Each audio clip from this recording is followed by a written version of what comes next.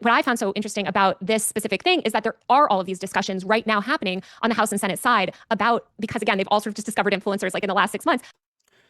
Why are you this feels like forming an issue out of nothing. Am I like because I don't know much about this issue, but so far what it feels like at the very least is that it feels like you're making an issue out of nothing.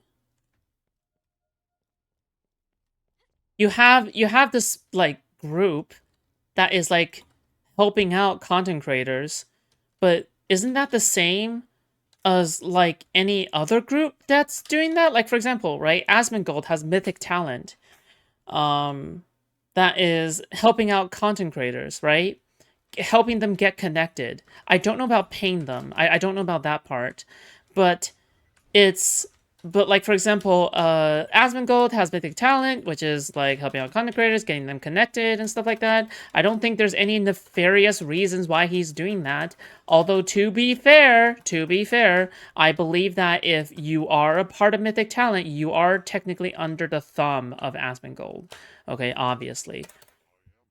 But the thing is that other than that, it depends on what the contract says. Did the contract like tell you that you aren't allowed to criticize the Democrats? M- Has there been? I feel like if there is something like that, people would have already leaked that, right? Oh, you're not allowed to criticize the Democrats.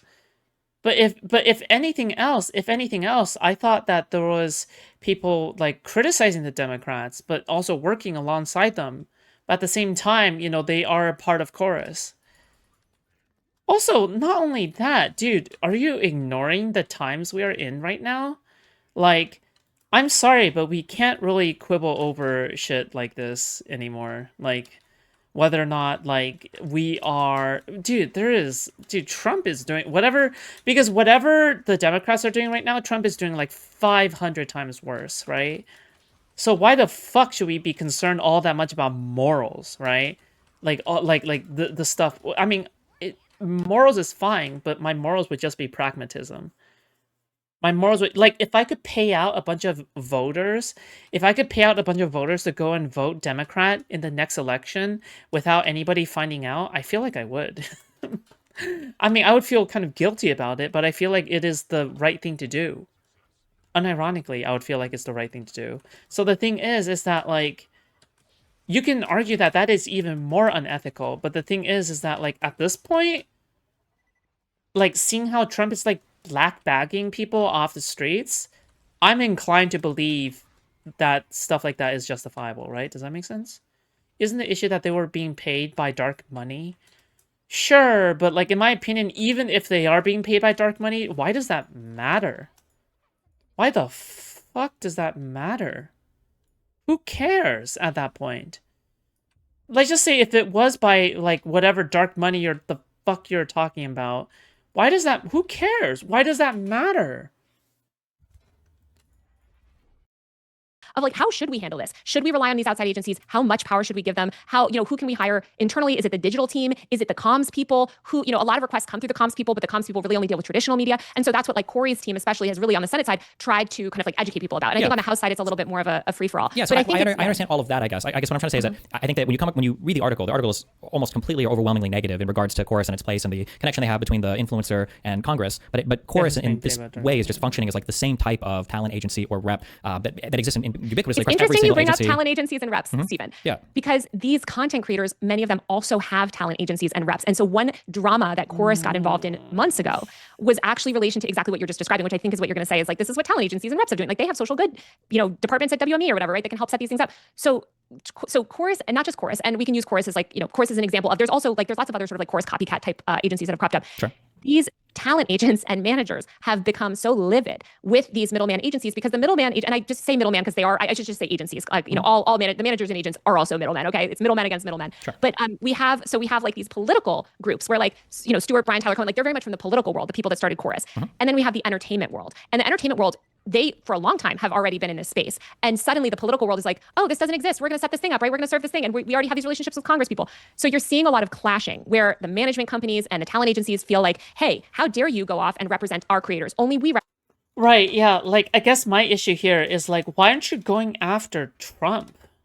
Why aren't you going after Trump for the Bitcoin shit? Why the fuck are you, like, have you ever spoke on Trump and Bitcoin? I feel like nobody gives that any kind of attention, right? But I remember when I was hearing about it, and I was horrified. It was not good, okay? Like, you want to go to dark money? That is dark money right there, okay? Again, this feels like concern trolling. No, this is concern trolling, right? She's addicted to Hassan. This is 100% concern trolling. This is Democratic Party anti-fan shit, right? Yeah. represent our creators. And then also confusion on the booking side where they're like, well, I reached out to Chorus, but should I reach out to UTA? Should I reach out to what? Like, it's just absolute chaos. And I think I feel like this is dramatically over-exaggerated. There should be no chaos here whatsoever. So I literally have signed with UTA in the past. Like, exactly when you're signing with agencies like this, the contract they're giving you generally gives them, if you're serious talent, they have the exclusive right to organize any type of paid sponsor activation, whatever type of thing like that. Stuff that Chorus or these other political organizations cover. There might be some ambiguity there onto whether or not that would come under my UTA contract. But if I'm big talent or if I'm medium-sized talent, of course I'm just going to ask my UTA rep, right? I'm just going to shoot him an email or message him on whatever platform and say, hey, does this conflict with this contract? I don't know how this could be massive chaos. So it was chaos. So first of all, you're talking about is Foods taking Dono's dark money? I mean, like, there's this anonymous person on Kick who's been donating me money, right? And as far as I'm concerned, no one's ever questioned me about that. So yeah, just completely anonymous person. Who knows? Who knows who they truly are? Just a drink. A martini, shaken, not stirred.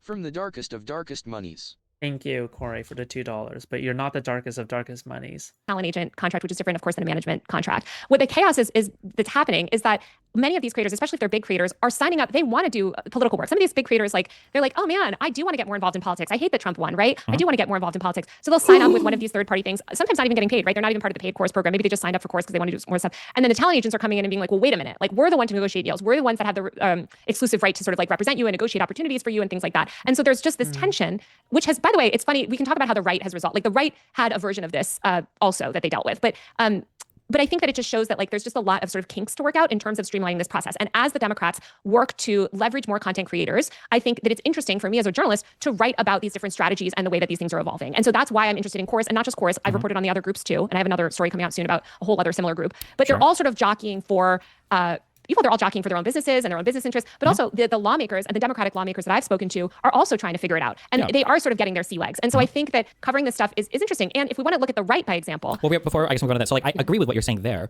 but the article, in my mind, like it just basically reads like a hit piece against Chorus. I don't see any of the redeeming or positive qualities. I think the only prescription I saw in the article when you quoted the whatever that person's name was basically that this group just shouldn't exist at all. Like no types of group like this. A lot of these creators don't want any middlemen. So they don't want any. But those creators don't need to have middlemen. They just don't sign with these groups, right? Well, that creator has they do have other middlemen. I mean, but again, they have them. I mean, then why are they signing with them? They don't have to, unless they're being held at gunpoint to sign the contracts, right? Yeah.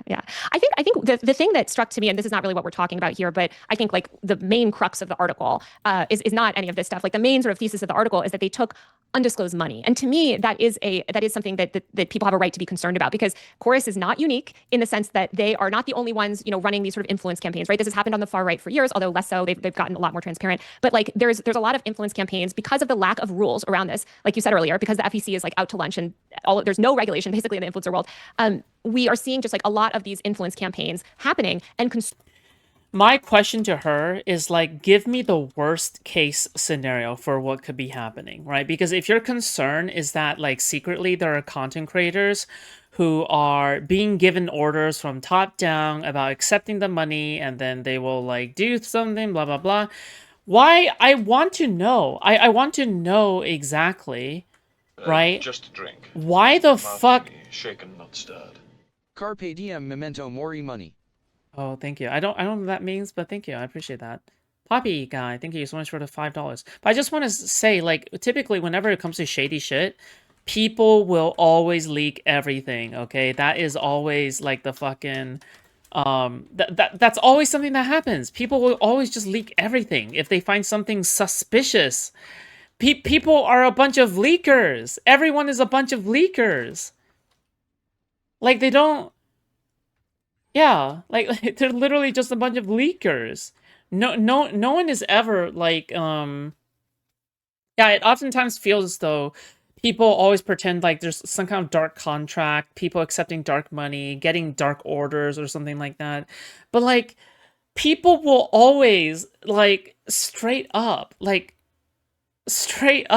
leak shit all the fucking time whenever something sus is happening or they think that something sus is happening, right? In order to gain clout. Consumers aren't aware of it. And so consumers consume this content and they don't know what people are being paid. And that is very different from how traditional media works, because to all That the could problems be- with traditional well, media, I don't there is know. a lot more disclosure. Is there? Do I know like every single source of funding for like podcaster people or for like Fox No, News? no, no. We're not talking about podcaster people. We're talking about journalists. So, for instance, if you're a journalist at a mainstream media organization, you absolutely could never take outside political funding. You Well, not could not political work funding, but like they could take sponsorships or whatever from other people. No, or no, no, private- no, no, no, no, no. If you work at a mainstream news organization, you cannot do any of that. And by the way, I'm sympathetic to the fact that like that might be too extreme. Like I do think that there's probably a happy middle ground where like maybe you can do stuff that's not directly related to your beat, et cetera. Condé Nast specifically on their fashion brands and women's fashion brands, women's media has evolved to the point that women's media organizations are actually negotiating contracts, SponCon contracts Sure. for their own Wait, can I just reporters. so I can be clear? So somebody who works at, say, who's like a host or a talent at like Fox News couldn't be paid $5,000 to give a speech somewhere or something like that. They would have to disclose all of that. That's a legal thing. or Well, is that... Fox, I don't know. Fox News does not have the same editorial standards as a lot of other mainstream media places. Sure, but when you say editorial certainly- standards, that implies it's not a legal thing. You're just talking about like some standard or accepted practice at some companies. There's no Exactly, legal yes. enforcement So we're talking about mainstream traditional reporting, and I mean, maybe I should say reputable reporting, because I don't think that Fox News has a great track record on reputable reporting. But if you look at the mainstream media places, even like CNN, I hate CNN, right?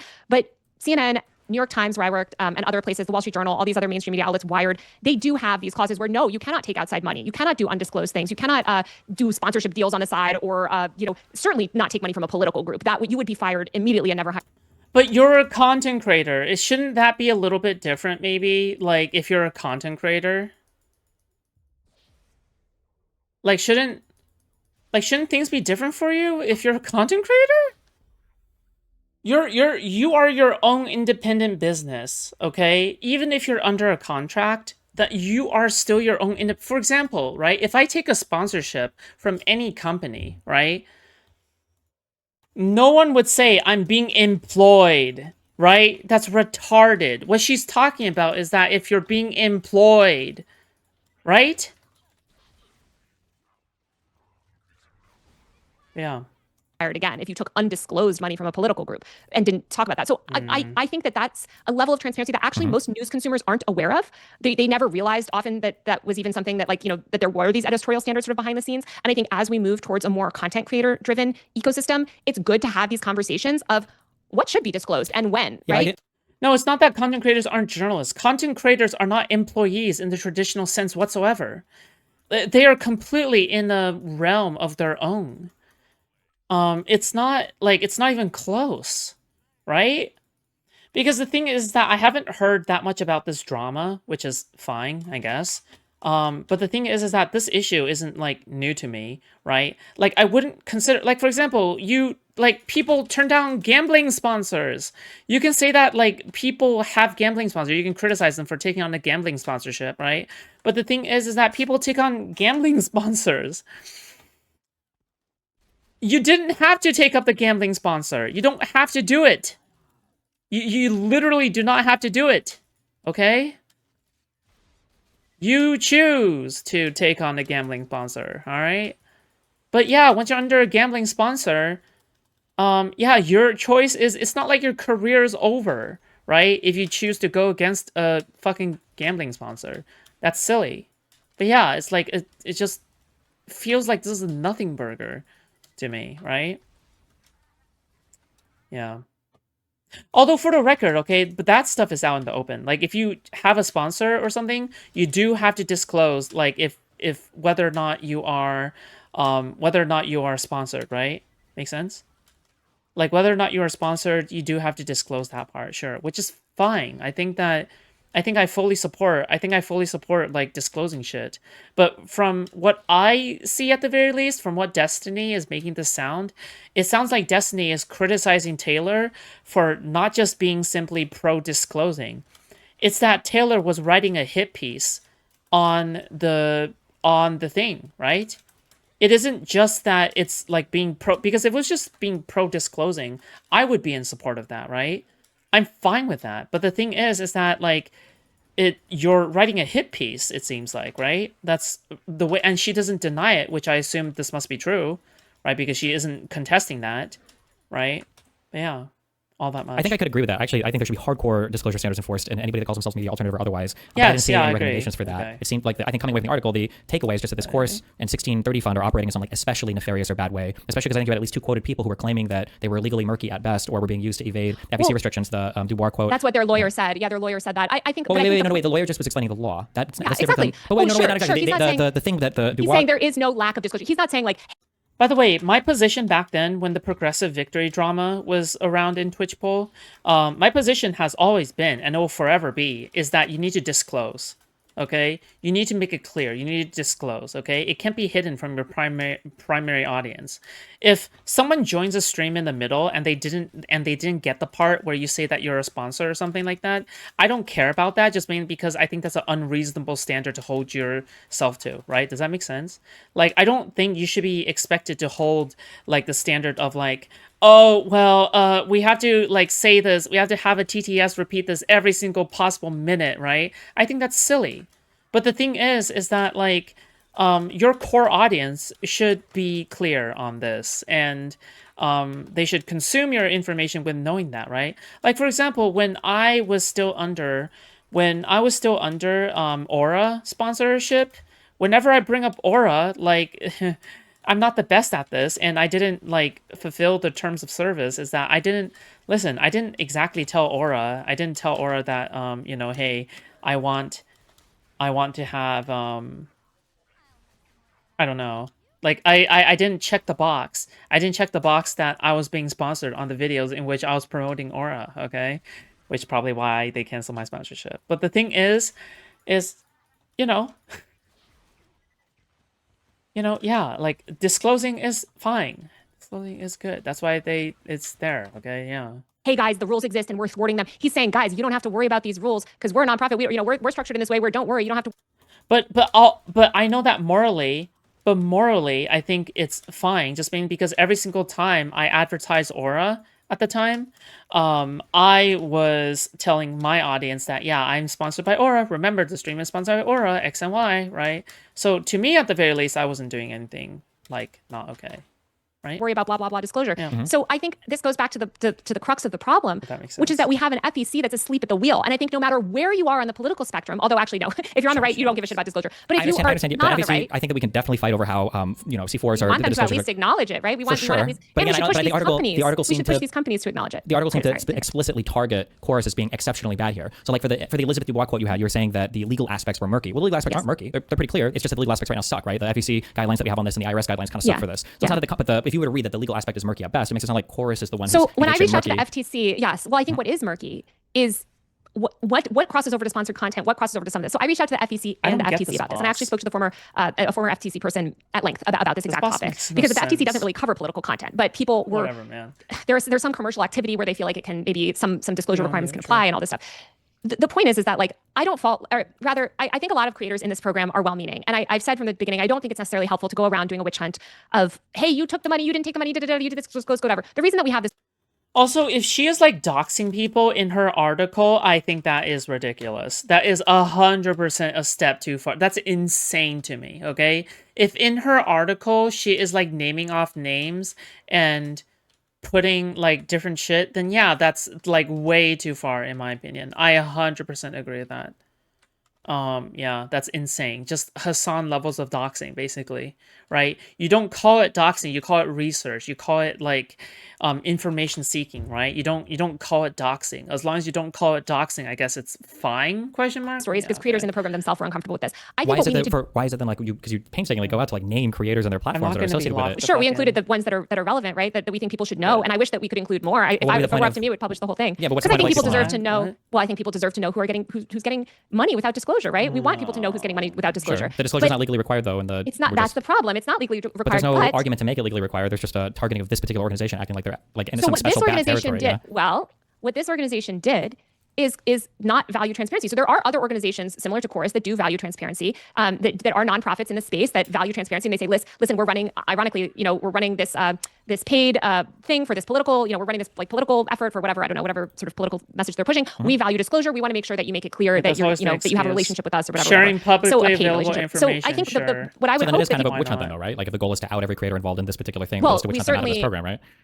Not out of the program. What we want is we want these companies like Chorus to prioritize and center disclosure. And in fact, Stephen, what they have shown is that they continue to double down on lack of disclosure. They still will not publish the full list of creators. They still won't release these creators from their NDA. There are creators right now that want to speak publicly but are not able to. And there are creators desperate. I feel like so many people have gone live and spoken publicly about this. That seems hard. No, they haven't. They've gone live and they've spoken only in the way that they're allowed to about Chorus specifically, but they're not speaking publicly about the sort of the nature of these other programs, or sorry, I can't speak, the paid nature of the program. And so what I think that Chorus should do, just to be clear, there have been people who have literally made videos saying they get paid by Chorus. They're in Chorus. Now they have, yes. But they're not talking about the aspects of the sort of non-disclosure. And that what I think would be valuable is for Chorus to say, listen, we value transparency. We realize that this program was not maybe as transparent as it should have been starting out. We want should have been according to you, right? Well, according to every ethics expert that we asked in media, and I think according to what the public expects from creators, which is a level of transparency where if you're going to take money from a political group for... Every ethics expert is crazy, okay? I'm sorry, but when I make decisions on stream, I'm not asking a fucking ethics expert, okay? I'm asking myself, all right? When I'm making an ethical decision or a moral judgment or something, right? I don't know what the fuck is an ethical expert? Okay. Political purposes, you should disclose that. And so I think what Chorus could do to set a good example and to help build a more transparent political media ecosystem, which I think we all want. If we're somewhat on the left, we want more transparent, ecosystem in political media. Say like, hey guys, you are free to talk about this. And that's what I'm saying. Like, I was surprised that they didn't announce the program because even now they still they have announced, right? Like, I think Brian Telecoin and I think David Pacman months ago announced that they were starting this program, right? No, they didn't announce anything about the 1630 fund or any of the funding stuff. They announced that they were doing the public facing program. Sure, that's never been a secret. That's on the website. But this private paid program was not announced. Of course, now it's all public since I've reported on it. But didn't they have like the application thing like on? Oh, okay. So disclosing that you work for Chorus is not enough. You have to literally reveal fucking everything. Okay, all right. I see how it is. You have to no matter what. Okay, no matter what, it feels like that's just where they draw the line. Why the fuck is Aiden rating me, dude? What the fuck? Why is Aiden rating me? I thought we were ops. Is this a hate raid? This feels like a hate raid. The website, you could apply to join Chorus if you wanted to. You could apply to join the public thing, but you. Okay. All right. So it is a hate raid. That's just great. Why? Why would you do this? This looks so like. This doesn't look good for you.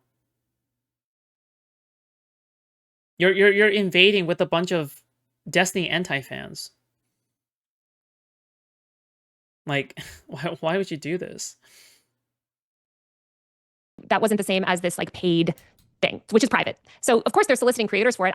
There's one creator in the story, right, who's quoted, who applied for it, who heard about it. It was spreading around, creators themselves were sort of talking about it. But I think we need a lot more transparency. Another thing that if the maximum transparency was like the goal, I feel like the easiest thing would then just to be to publish the contract, which if you've gotten several of them, you can compare them, you can see, well, but why don't you go? You're the one who wrote the story. I work for Wired, and unfortunately they, that is their stance of not publishing the source material because they are concerned about, potentially identifying stuff. Did Wired tell you explicitly on this story that you were not allowed to publish? That was Wired's decision and not yours, that you weren't allowed to publish the contract for this? We've made the decision that we're not going to publish the source material. Well, of course, I know you made that decision because it isn't published, but I'm asking, was it Wired that prohibited you from publishing it? I'm willing to go back and have a conversation with the lawyer about. Dude, you guys could be doing anything else, okay? Not the show, okay? That was canceled. But you guys could literally be doing anything else with your time other than spamming your streamer's call sign like a retard, okay? Jesus. Why the fuck would you? Aiden Underground is a Queeman Orbiter, okay? Queeman Orbiter who hates Destiny, okay? And I'm assuming what I just got was a hate raid. Very cringe, okay? It again. But what I would say, Stephen, is that not yet. Brian Tyler Cohen is a stakeholder in Chorus. If he feels that this story is false, he could. We don't even have to do it publicly, right? He could go to Wired and say, "Here's the actual contract. Here's the proof that shows that your story is wrong," and Wired would correct it. And Wired has not received any proof from any of these creators. What's the vibe between Taylor and Destiny? It seems like it's heating up very slowly, but it is heating up. Privately, that it's wrong. And so Wired doesn't need to post like receipts or whatever to stand by their reporting. And what I would say to these creators is if you are going to continue to say that it's a lie publicly, then at least provide proof to the company privately to get a correction on the story. There's not a single correction on the story. And trust me, they would put a correction on the story. If we had proof myself, I hold myself to standards. Like I would love to see proof, that they like, hey guys, like all those contracts, everything else you got, all the Zoom meeting, that's all fake, whatever, like this is something else refutes it. Like, sure. But they haven't provided any of that proof privately or publicly. And I think that's because they don't actually care. I'm speculating here, but it seems to me that it's easier for them to respond to a story like this instead of making it about discussions around transparency. It seems to me that what they instead want to do is, or what they have done, is do all of these silly personal attacks accusing me of being friends with Tucker Carlson or other nonsense like this. I don't know if you've seen this online, but this is what Brian Tyler Cohen responded doing. And they've also been saying things. Well, that Brian aren't in the Tyler, I article. think he released a 5-minute video, and I think like 3 seconds of that was related to that. But the rest of that video was responding with 3 substance. seconds. It Well, was like 5 no, seconds, he did. The rest of the thing was he him refuting a whole bunch of the claims Wait, that am were I in the article. He just showed the contract on immune to screen, which I this? guess is what he show had any to do. proof of what it, yeah, he didn't show any never proof of mind. anything that he claimed. He Sure, also but you also falsely haven't shown claimed. any proof of anything that you're claiming either, other than I'm a journalist that published it in Wired magazine. If he wants to go, Yeah, but you also chose not to publish the contract. That was your but individual again, decision. The last time, every single time someone calls themselves a journalist, it's like the last time I've heard this is from Hassan. Why? Just like, I don't get it. Why stop saying this? I'm a journalist. I'm a journalist. I'm a journalist. it is published. My reporting is published in Wired. You're right. I could have gone on Twitter months ago and said, hey guys, scoop twitter.com. I'm going to publish receipts. Like this is what a lot of people are used to. Sure, you keep saying receipts like it's a social media term, but that's not true, right? It If you've been is. no, absolutely, there are absolutely stories that are published where tons of information is released Sometimes publicly. the source material is released publicly. Sometimes in certain I need instances, chalk. and there's a whole. In certain and I can get into instances this. where anonymity can't be guaranteed, but in an instance where you've received multiple contracts, where you can compare the contracts one to another to verify that the language But is what we unique from one to can't- the but other, what you we very easily can't- can publish the entire No, contract so without what we damaging any can't- individual creators, right? No, so what we can't confirm, Stephen, and this might be what you're getting stuck up on and confused on, is that we can't confirm.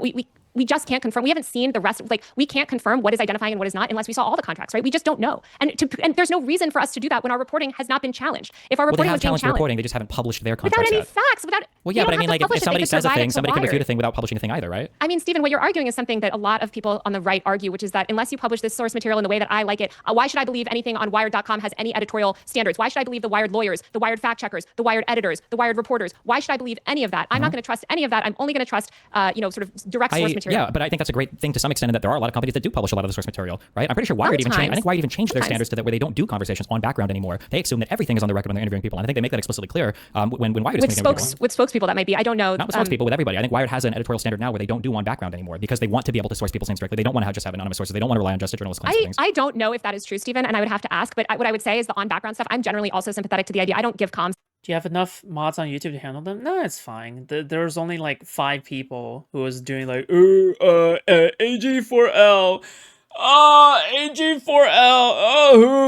AG4L, I'm pretty sure that means like Aiden Underground for life. Oh my god, dude, the cringe. People the benefit of on background conversations. Like there are reasons to do things on background versus not on background. All I will say is, Stephen, if you don't trust Wired's reporting and if you don't trust their fact checking process and you don't trust the fact, at that point there's nothing.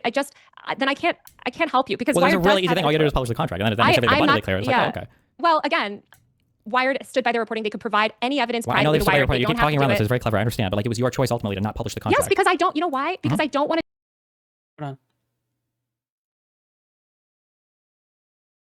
I gotta restart my thing.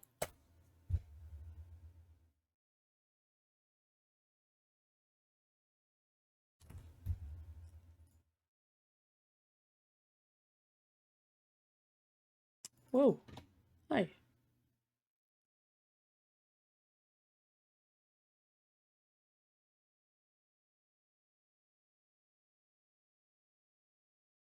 I think all you do is publish the contract, and then that makes everything abundantly clear. It's like, oh, okay. Well, again, He means AIDS game for life. Wired stood by their reporting. They could provide any evidence Well, I know privately they've to stood by your Wired. reporting. They You don't keep have talking to around do this. it. It's very clever. I understand, but like it was your choice ultimately to not publish the contract. Yes, because I don't. You know why? Because I don't want to jeopardize my sources. And we had a lot of conversations, and I shared even a portion of the contract. How many of these sources are real? Okay, I'm curious. How many sources? And even my source reached out and was like, hey, I'm just not comfortable with this. And we ultimately want to respect our sources' right to, not be discovered, right to privacy. They're very scared right now because there's a lot of legal threats that are going around. These sources how could terrified. one single source even know if you have multiple people who've shown you contracts? One single source know what? How could one single source reach out to you saying they were uncomfortable about some provision of the contract that was shared if multiple contracts have been shared with you guys? How would they even know? I don't understand what you're asking. You said that you published something in your article and somebody reached out to you saying they were worried about what you'd published. No, not in the article. I posted a small sliver of a screenshot of a clause in the contract. And I heard from one of my sources that was like, hey, I'm really scared because they're doing this legal, we're scared of getting sued. I just want to make sure. Dude, if there is like, the article had 0 comments from anyone, really? Then why the fuck are you even talking about it? It's not even like a fucking... Like, how important... I'm sorry, is this like really the media sensation that she was hoping for? Like a fucking 0 comment article that no one pays attention to? How many visits did it have? How many impressions did it have? This is so stupid, dude. Sure that you're not going to share the contract because again, the conditions that they shared it under is that it would not be posted all publicly on the internet, that we would report on it and we would use it for reporting material, but we would not post it on twitter.com, which is the agreement that I made when I reported on this story or when I initially. Now, could I revisit it with them? Maybe I will try. I've actually, like I said, I have fought so hard. It's ironic that you're pushing me on this because Stephen, trust me, I have fought in every institution that I'm at to share more source material. I don't know if you remember my what was that? What the plea to mercy? One single source know what? How could one single source reach out to you saying they were uncomfortable about some provision of the contract that was shared if multiple contracts have been shared with you guys? How would they even know? I don't understand what you're asking. You said that you published something in your article and somebody reached out to you saying they were worried about what you'd published. No, not in the article. I posted a small sliver of a screenshot of a clause in the contract. And I heard from one of my sources that was like, hey, I'm really scared because they're doing this legal. In that source, Albert Einstein.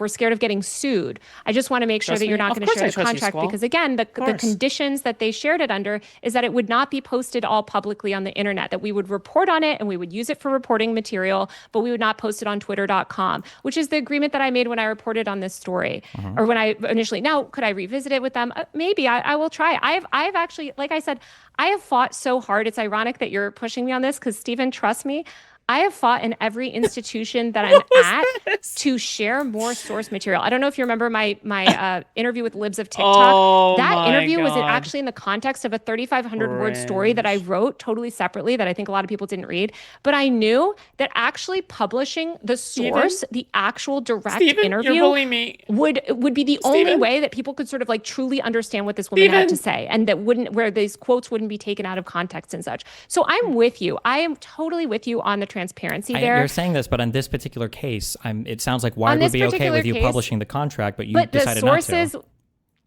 No. First of all, I don't think they are okay with me publishing source material. As far as I understand, that's not something that we agreed to at all. I didn't say you agreed to it, but you keep talking around this. But you chose not to publish the contract. If you went back to your editor right now and you said, I actually think I want to publish portions of this, you're telling me they would say no? I already signed an agreement saying that I wouldn't. I signed an agreement saying that I wouldn't do that. Wait, with who? With Wired, that I agreed to report this stuff exclusively for Wired. That's agreeing to report it exclusively for Wired, that you would give them the scoop on something. It's not the same as agreeing that you wouldn't publish any of the source material. No. Stephen, please. I know that you haven't freelanced very much, but... Believe in. The point is that you cannot... I'm sorry, just to be extremely clear. You're telling me that you have a clause in your exclusive reporting on this with Wired, a clause in your contract that says, I will not publish any of the source material in my article that I write for this. Yeah, what I signed on to, which is totally standard in a lot of freelance contracts, is that I wouldn't publish it, that I wouldn't publish, that I would reserve all of my exclusive reporting material for them. That means I'm not using it for a podcast. That means I'm not using it for social media. Taylor, Stephen, don't interrupt me. Excuse me. I've signed a lot of these contracts and you're doing this game. You're doing the game. If you keep interrupting me, we're not going to have a conversation. Okay. Are you going to let me finish speaking or are you going to keep interrupting me? Okay, go ahead. Please let me finish my thought before you interrupt me again. Go for it. There are many reasons why we're not publishing this material directly. I feel like Destiny has been so fucking cordial this entire fucking time. Yeah? I feel like Destiny has been so fucking cordial. Why the fuck is she acting so bitchy? Okay. Sorry, I don't hate women, okay? I just hate bullshit, all right? Exactly. All I can tell you, you don't agree with many of them, and you can litigate them with me all day and do debate stream, whatever. It is ultimately unproductive because the result is the same, which is that I am not publishing the direct source material. Now, people can choose before. Dude, she's so condescending. She's actually so annoying. What the fuck? Yo! Legendary drop. Nice. But, like, she's so fucking condescending, too. That does not help, okay? Or you interrupt and freak out, okay? People can choose to say, listen, I don't trust Wired. Yes, Destiny is freaking out right now. Yep, look at him. Look at him. He's freaking out, okay? If anything, he's probably, like, fucking... I don't know. He's probably looking at his fucking lawyer's emails on the other screen, if anything else. Okay, he looks bored. He looks bored! Mofo looks bored! Okay, alright, fine. I don't trust their fact checkers. I don't trust their legal team. I don't trust whatever. I'm sympathetic to that because people don't trust the mainstream media. But what I would say to those people is that Wired does abide by standard journalistic practices. And if Brian Tyler Cohen or any of these other people had provided information, not publicly, but reached out to Wired with information that counteracted the facts of the story, or reached out to me with information that disproved the facts of the story, there would be a correction on the story. And so I welcome them even still to provide any information privately. If they don't want to do it publicly, they could still get corrections on the story. They would just have to provide evidence that what we reported was false. So far, they have not done that. Now, listen, you can disagree with this decision not to publish. Motherfucker, if what Destiny is saying is right, there's nothing to disprove because you didn't disclose any sources, right? Like, none? Are we, like, talking about literally no sources whatsoever? Is that what we're talking about? Because if so, what is there to disprove? Publish the contract directly, but that is a decision that I made with the sources, and that I made with Wired when I agreed to give this reporting to them instead of doing it online. And please, you can critique me and disagree with me on that, but it is completely counterproductive to go around in circles and litigate this over and over again when the end result is the same. And it sounds like you disagree with that. And I'm sympathetic to that disagreement because I have also been in these newsrooms where I've advocated repeatedly for us to put more things on the internet. But that is what it is. And so I guess we will just have to agree to disagree on that point. There are a lot of other things related to this article that I think are a lot more pertinent that we could be debunking, that we could be discussing. And instead, you just want to do this, litigate this thing that is ultimately unproductive. We are just going to fundamentally disagree, and the result is the same. And I understand, and that's fine. We can disagree on this particular thing, but it's just in an article where it seems like you're advocating for a maximalist approach to transparency that transcends even what the law requires, right? Which is that you want every single content creator, influencer, talent agency, whatever, to be doing these maximal disclosures about money going around, things that exceed what you yourself, even Fox News wouldn't make these types of disclosures. It's just interesting that in that same article, you on your own made the choice not to publish the contract that would easily resolve every single claim. Not on my own. Just to be clear, that when I say on your own, I let you go. You have to let me finish, okay? Yes. Because every time I ask you if you would have published this, if you would publish the contract, you keep saying we. I understand that you made decisions in conjunction with your editor or whoever you signed with to release this article for. And then when I ask you about publishing the contract, you said you went on to describe parts of your contract, and then you imply that I haven't seen these contracts. It sounds like I've seen just as many, if not more than you, because I know exactly what you're describing when you talk about not publish it anywhere else. And you're just talking about the exclusivity agreement that you had with Wired. You're not talking at all about what you were allowed to publish or the source material being published or not. You were just explaining that you weren't allowed to publish that source material on your Twitter or any other place. That's just a standard exclusive contract. I understand that, but it has nothing to do with the substance of the question I asked. Stephen, again, this is just completely unproductive. I have gotten in trouble at news organizations for publishing source material directly. I have gotten in trouble many many times over. I'm not about to When? The easy Oh, question go is like, down would that Wired whole block you from rabbit hole. publishing the contract here? Would Wired say, no, you cannot do that? Wired, I have no idea. I'd have to talk to them again, Okay. and I'd have to have conversations with my sources That's about fine. it. That's It fair, is and not that's so. So again, the end result is the same. Well- But not public. I mean, like, shouldn't you have like had that conversation already? I feel like you should have already had that conversation already. No, I feel like that's a really important conversation to have. Can I publish this? That is like absolutely critical to my piece against them. Am I allowed to publish this? That is like super important. I don't know. It just seems kind of weird. Not talking about just me. publicly. Once again, these creators could disprove this by reaching out directly, and they have been unable to refute the facts of our story. So, And I think they I'm should with do you. that. I don't know Maybe- why they haven't done that. maybe- They should do that. Yeah. And Sure. next time, you know what? I take your point. Next time that I report a scoop, maybe I will spend a little extra time negotiating and saying, by the way, I'm going to release this amount online and I'm going to do this and this. Or maybe I'll just post it on Twitter. I have done that myself with stories sometimes before where I'm like, you know what? I'm actually not even going to do this for a news org. I'm just going to go ahead and post some stuff publicly, because I think that this is a better way to communicate the story. So feedback accepted. And I understand what you're saying because I am on the same side. I think we all want more transparency. What I would say is that I'm a journalist and what sounds we are retarded. asking for in terms of the subjects of our article, this is Wait, you're asking for more transparency, but you wouldn't even be transparent about where you're getting any information from? Something doesn't line up here. You're asking for transparency, but there's literally no transparency given to any readers of the article that you're talking about. They have allegedly doxed a bunch of people. It sounds like. I can't disclose X source and Y source.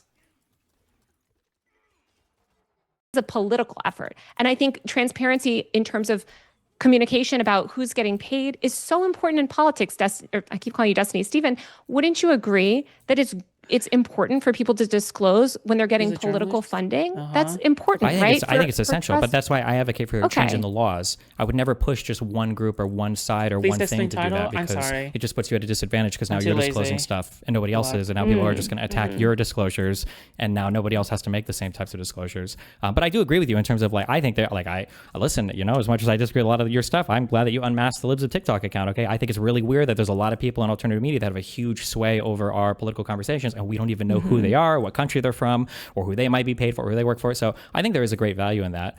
I guess just curious, the only other the biggest, strongest claim that I had seen was that people who would even reference being in the program would be that the contract said that they'd be kicked out. Was that a clause in the contract written too that if Honestly, surprised she's even talking to ego, 100% ego. People just don't know when to stop, okay? The thing is that when you've had so many, W's in a row at some point, you feel no. It's not that you had W's in a row. You feel like you've had W's in a row, right? Because she's getting all of this, controversy. But it's not good controversy. None of this is, because people are receptive, right? She's getting a lot of, she's getting a lot of backlash for this thing, right? It's not like people are praising her. It's not like people are going oh, she's spitting facts on God for real, right? No one's doing that, it seems. It genuinely seems to me that she thinks that this is a win for her. Yeah. Notice I debated a couple of people, took my W's, and then I left. That's it. All right, you take your wins and then you leave, okay? It's that easy. It's that simple. But some people just don't know when to stop. So it's like playing a game of League, right? You should end on a win. Stop having a win and then playing one more game and it's a loss. It's like a game of Night Rain, right? You end on a win. You don't end on a loss after you've won against the Night Lord, okay? But some people just don't know when to stop. It's overconfidence. It's what this is, right? But you know what? I should refrain from commenting on it in the sense of that, but at least I can comment on all the other stuff, I guess. But people acknowledge that they were in chorus or that they were getting paid? Is Density always so calm? I think people greatly exaggerate the way that he debates. like he gives the other person ample time to respond. He gives the other person ample time to talk, to make a point. I just never see Destiny like actually being incredibly bad faith, other than the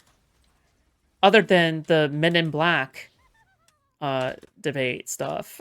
That stuff was pretty bad faith, okay? But that's Men in Black, you know, who cares about that? But the thing is that he doesn't actually seem to be bad faith as people are painting him out to be. Like people, whenever like people talk about the way that Destiny debates, it's always like, oh, well, he's just a debate bro. Debate pedophile using bad faith debate tactics. It's so generalized. Like it makes no sense. And it doesn't mean anything. Like what the fuck does that even mean? What tactics? What's a fallacy that he was using? What fallacy was he using? What are you talking about? What tactics? Like, facts? And opinions? They could be cut from or kicked out of the program. Yeah, creators told us that if they had violated any terms of the contract, they could be kicked out. And I think there, you know, that is part of violating the contract would have been to go public. There are these these agreements, or there is this language in the contract that says this is not public and you cannot disclose basically that you're in this program or disclose the identity of the funder. And that is something, again, that these creators, some of them, wanted to do. And they did not want to just get online and say, hey guys, I'm being funded by the 1630 fund or whatever, because they understood that they would be kicked out, because that would be one of many things that they could do to.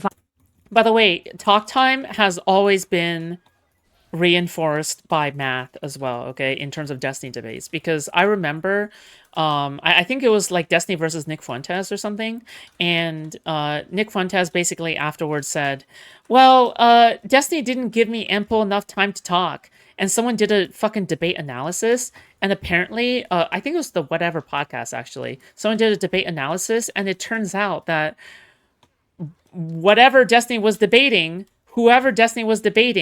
talked like way more, like 40% more at the very least. Like it's like literally mathematically proven as well that Destiny talks like less than the other person and gives the other person way more time than they actually deserve, considering how much people loop and are like just yap and talk about nothing. The people that criticize Destiny's debate style will never attack the substance. Sure. I mean, it's like, answer the question. Violate right? the terms of the contract. And if you violated the terms of the contract, of course, you would suffer the consequences of that. Sure. Okay. I mean, that also sounds kind of standard. If you violate terms of a contract, they'll probably kick you out. I mean, if you believe the contract is bad, wouldn't you like break the contract on purpose? Like the thing is that like it's not like a company is gonna sue you for breaking the contract on purpose, okay? Like if you think the contract is bad, then just break the contract on purpose, get the contract terminated because you broke it, and you get to make a statement. Say like, I broke this because I truly believe in it, right? I broke this because I truly believe in what's right? Like there should be no problem in breaking the contract. I think that's fine, right? So, you know, that's also kind of shocking to me, I guess. I don't know. But yeah, I guess it's kind of shocking that like no one would ever break contracts on purpose as a way to like protest things, you know? Just like silly. Yeah.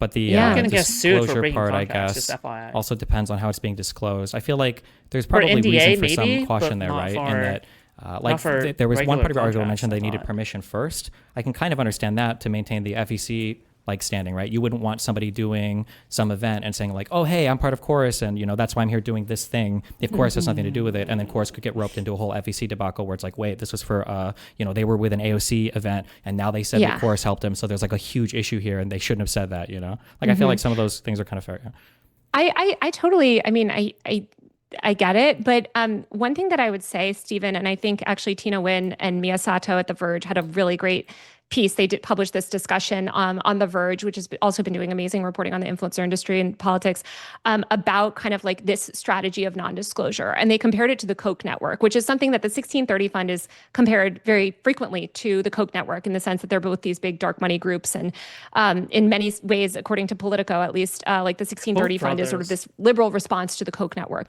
And what Tina herself was a Koch fellow, like she was in the right-wing media herself. Now she reports on it. I thought what she said was so smart in that piece, where she was talking about like kind of why the Koch network actually has become less relevant over recent years. And in part it was because it had this, it had this air about it. I mean, like he's energized, and he's energized when it comes to discussing Queeman and like all the anti-fans, just mainly because like they are actually ruining his life, like, right? Like you would get pretty angry, I guess, and annoyed at people who ruin your life. I mean, everything else in comparison just seems like small beans compared to that, right? Yeah. Where it was these sort of like shadowy billionaires like funding things, and people sort of didn't like, especially around the Tea Party times, that they were sort of like funding this, fake grassroots movement. Like people didn't like the idea that this was all happening in secret, and people don't like to feel like their political or, media ecosystem is polluted by these like weird dark money forces, like on the right or the left. And so I think what's interesting about what 1630 is doing now. It's really funny that she's saying this. It's really, really funny she's saying on the right as well, because she acknowledges that the right has done this, but I've never, like, I don't know all that much about her, but I really, if she is a lefty, I'm sorry, but I really doubt she has actually pointed out people on the right that's also doing this. So this isn't like a principled thing for her, right? This just seems like a convenient way to attack the Democrats, which, I mean, whatever. All right. Again, all lefties are Democratic anti-fans. Okay. Just remember that. Never forget that. Okay. All lefties are anti-fans of the Democratic Party. Okay. And what Tina argues in her piece with Mia is that like they're sort of pursuing this strategy that ultimately failed. Whereas like something like Turning Point USA, which is a lot more public, the Turning Point, kids, like those influencers like literally have at Turning Point like in their bio. It's this like public thing.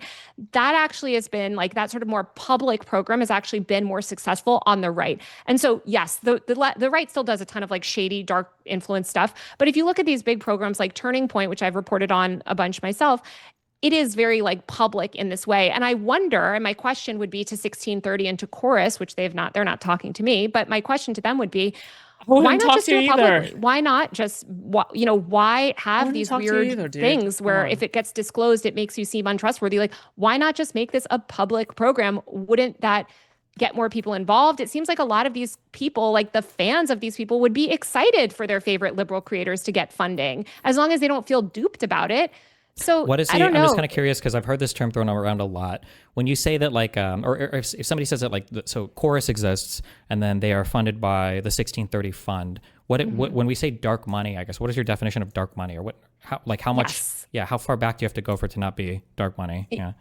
Definitely. So actually I had Anna Mascagolia, who is one of and I definitely butchered her last name, but she was managing editor at Open Secrets for like 7 years. She publishes a newsletter called Influence Watch. She is like one of the foremost journalists in the country talking about dark money. And I just made a video with her that's out today, actually answering this question. So I'll try to summarize what she told me.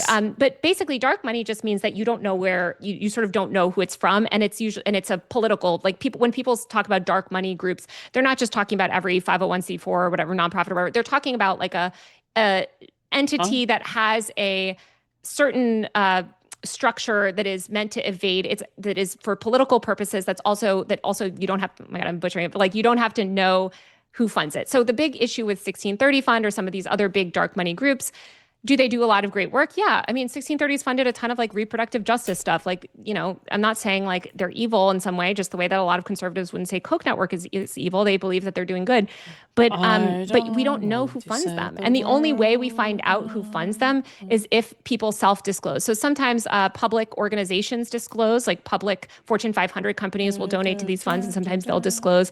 But lots of billionaires and foreign billionaires and stuff will donate to these things, and we don't know. And so, this is why one creator, I don't know if you saw him, I forgot his name, but his TikTok went kind of viral. He was actually asked to be part of this 1630 funding program with Chorus, and Chorus is described as a project of the 1630 fund in our We need more guns. in our in the contracts. He said, listen, I have security clearance. I have security clearance in whatever the government, and to maintain that security clearance, I have to be able to prove that I have never accepted money from any sort of foreign adversary. If I take money from a dark money group, you don't know where that money ultimately originated from. And so he couldn't join the program. I don't know if that sounds not accurate to me, because if you don't know where the money's coming from, how can the foreign money be a corrupting influence? Well, that's a really good question, right? Is that you don't know. So they're not directly corrupting you in the sense of like, they're not like, ooh, hey, like I'm so-and-so, and here's like, here's how I'm gonna influence you. The question I think arises with these dark money groups is because we don't know who's funding them. We don't know how much that's impacting their legislative agenda. We don't know how much that's impacting their policy initiatives. We don't know if some big I'm thinking for like if you filled out like an SF-86 and you've had to, I'm not talking about the lawmakers, I'm talking for the clearance form. Like generally when they're doing when you're doing your SF-86 background checks and you're talking to people to make sure they don't have foreign relationships that they aren't disclosing to the government, because those can be corrupting or be used for leverage or other things, if you travel or whatever. So I don't understand like a dark money. Like it's like, imagine somebody's bribing you, but it's just $10,000 shows up in your mailbox and you don't know who it comes from. I don't know how that could be disqualifying. You'll have to take it up with him. But what he says on TikTok, and he's public and he's been answering people's questions on TikTok, so you should definitely go ask him. But what he said is that he had to prove basically that he had never received foreign money from certain places. His name, let me just get his name for you guys, because then you can go yourselves and. But also, that's kind of silly. Just because it's like maybe it's just me, but like shouldn't there be like some shouldn't there be evidence first? Like should prove that you haven't raped someone, right? Like are you talking about like the tax returns, the court? By the way, okay, again, content creators, and I'm not sure if Destiny has said this point yet, but content creators are not the same as employees, okay? Because she is talking about like how employees are not allowed to work in another company because of conflict of interest, blah, blah, blah, right? But they're not the same thing. You are a business. You are your own business, and you can choose to take on sponsors, and you are typically public about your sponsors. That is the agreed upon thing. If you weren't telling people, I guess, then we're gonna have a problem, especially if you're commenting on something that could be affected by who you're funding, right? But that's a very like layers of gray kind of issue, right? That's a layers of gray rather than black or white. But again, it seems as though like she is vaguely gesturing towards some problem that could or could not be there, but she's painting it in a very, very dark light. Her argument is dark money equals bad. She can't show exactly who are the bad actors. What I want... But the thing is that, like, you are making a concern troll, right? This is, like, this... Again, this feels like a concern troll, because the thing is that... I mean, yeah, it could be bad, but shouldn't you be actually doing the investigative journalism in order to see if they are actually bad? Because you're saying, okay, it could be bad, maybe, but how do we know that for sure? You're supposed to be the one telling us that, because you're the investigative journalist, right? Not us. We're not the investigative you're the investigative journalist, right? Not us. So yeah, that's why I'm confused by. Being open and honest is more than enough. I get X amount for my work here. You don't even need to, you can just say, like, bro, streamers don't even reveal how much they're being paid by their sponsors. Like, it's so stupid, right? Because streamers don't even reveal, like, what the fuck their contract is most of the time, and, like, how much they're being paid by their sponsors. They don't reveal any of that, but now you suddenly have a problem with it? I don't know, it's just, like, it feels so stupid to me, but yeah, whatever. Whatever, man. It It's wouldn't fine. be receiving foreign got money. it. It'd be receiving money from the 1630 fund, right? Well, so, but the foreign money could, and we're saying foreign, basically money There's that no he couldn't claim accept here could be funded there. Hold on, let me just grab his. It's Shane Morris. Yeah, Okay, sure. So if you Shane go Morris. on Shane Morris, you guys can go ask him these questions. But now, like I didn't if I have a W-2 employee and I get paid and I make money from different things, like that W-2 employee, they only have to disclose that they're being paid by Texting.GG No, I understand what LLC. you're It saying. doesn't matter where my Yeah, I money understand comes what from, you're right? Yeah. Well, you should ask this to Shane, who's very public and is talking about this. I did not talk to Shane for my Megalon? story, so please don't drag him because people keep saying he's my source and he is somebody that I saw actually after my story came out. But I think the issue is that we don't know the influence that these donors have on the 1630 funds. Please don't drag them. You know what's so funny? What's so funny is that like I underestimate the power that I have as a streamer. I think that once you reach a certain size, like sometimes I'll get DMs talking about like, oh, don't talk about me. Don't talk about me. Don't talk about this. Don't talk about that. Because I'm just fucking around, right? Like, not fucking around. Sorry, I'm reviewing serious things. But like, I just don't, maybe I just, like, every day I wake up and I'm like, oh, this is just business as usual, right? I'm just gonna boot up my stream, have a good time, and then get off, right? But like, but it just seems as though, like, the way that other people view it is like, you could be nuking someone from orbit if you're talking smack about somebody for, like, 10 minutes. Or 5 minutes, right? Like, you could be nuking somebody from, like the way that other people talk about you. Yeah, but just kind of interesting, okay? Just interesting world we live in, yeah. Agenda or policy agenda or programs. Or pleading, and so yeah. that's the concern with dark money is I personally would not feel comfortable as a journalist taking money from somebody where I don't know where that money is coming from because I want to have a certain level of transparency and I want to be able to communicate to my audience, hey guys, I have never taken money from XYZ. I've never taken money from Mark Andreessen, for instance, and I never would. And that is something that I feel like I can communicate confidently to my audience because But at least you can, that's a claim though, right? That you can prove or disprove, right? Like, for example, if you say, I have never taken money, you can disprove it by pointing out an example where you are taking money from that place, right?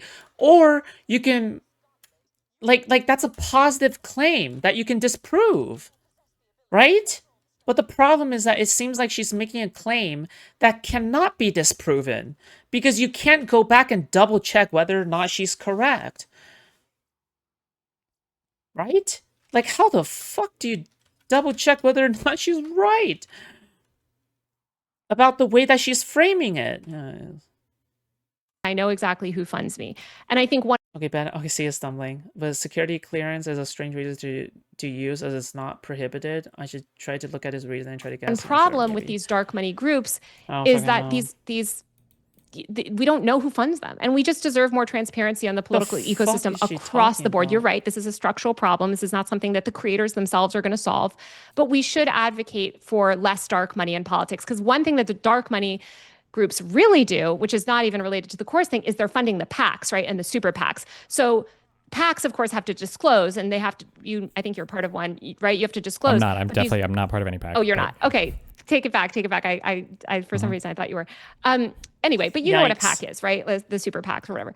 So what these dark money groups will do is they'll sort of spin up, there'll be a dark money fund spin up, or they'll sort of spin off like a shell sort of group, and then that will just fund the PAC. And so we still don't really have transparency because we don't know who funded that dark money group. Now it's just a black box of money. Sure. And that black box of money is funding the PAC that's then doing political activity. So we just want a lot more transparency. Yeah, so I guess the question is, because I'm kind of curious, because it's hard to, I guess, like differentiate between all these organizations. So obviously, a lot of people have said I was part of some PAC because I did a couple I wonder where activations, she heard I guess, that. with Progressive Victory a while ago. But I've seen people attack you over the Amidia or whatever. Amidyar. I'm in a journalism fellowship right now. So but I'm just curious because of that, because they use that same like hybrid funding methodology to where the group that you work for, they are also funded by their 501c4. No. So I'm funded by, I'm in an investigative journalism fellowship that one, I just should very much be very clear about, is not political. Okay. I'm not part of any political program or anything like that. This is an investigative reporting fellowship that is non-political, non-partisan. It is just to support investigative journalism. It is funded by Pierre Omidyar, who's a billionaire. Now, Pierre Omidyar himself has donated to dark money, just the way that Lorraine Powell Jobs, for instance. The Omidyar net. Why is she admitting all of this? Like, what the fuck? So you're a fucking hypocrite? Question mark? Like, what am I even supposed to say? Like, what am I supposed to get from this? I had TSSEI.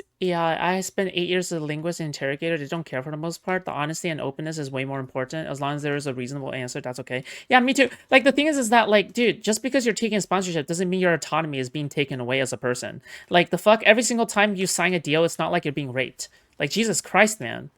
Like, the way it comes off to me is, like, it feels like the moment that you make a deal with someone, or the moment that you orbit someone, or the moment you whatever, that's like it feels as though, like, the implication is that you no longer have any decision making of your own, right? But that's not true. You can choose to quit a job if you're an employee. You're not a slave. Okay, although to be fair, okay, some people might disagree, but like, you're not a slave. You're not a You can choose to terminate a contract. You can choose to defy a contract if you don't feel like it's right. Right? Like, what the fuck? We still, like, we're exactly, just give one tangible example of what the fuck you're talking about. Jesus. She gets to know how her fellowship is pure, but I guess Chorus is evil and dark because darkness network is a hybrid. I think it's a 527 on one end and then a 501c4, and the 527 is able to bill about $15 million a year to the 501c4 quote unquote dark money thing. What you say about being an independent journalist, couldn't somebody just who's part of Chorus say the same thing? And then you could challenge, because I know where 100% of the funding for my program comes from, which is directly from Pierre Omidyar. And Omidyar came out and gave a statement making this clear that they have not received any other by funding him sources. Personally. You're not taking money from the entity. The entity that I am part of, which is the Reporters in Residence program. Yeah, the well, Reporters I'm talking in about Residence the federal program. taxed entity. That entity is part of a hybrid structure that does get money through the C4. No, they're funded by Pierre Omidyar. So Pierre Omidyar is the billionaire. So you're confusing it. So dark money doesn't fund billionaires. Billionaires fund dark money. Sure. So well, just billionaires. to be the org. What? Wait, so if a billionaire is in an organization, that the organization is then funded by other billionaires, does that what does that mean? Does that mean that you are influenced by dark money, not influenced by dark? Like, what the fuck does any of this mean? What? It sounds like she just made a statement without thinking about, like, what the fuck does that even mean? Okay. You're part of. I can see their 990Fs. Like, they file these things publicly. They bill about $15 million a year. I think it was like $14.6 million last year to their partner 501c4. You can read on the Omidyar Network website that they operate in this hybrid manner. Right, and I'm not part of any of that. I'm only part of the Reporters in Residence program, which gets 100% of its funding from Pierre Omidyar.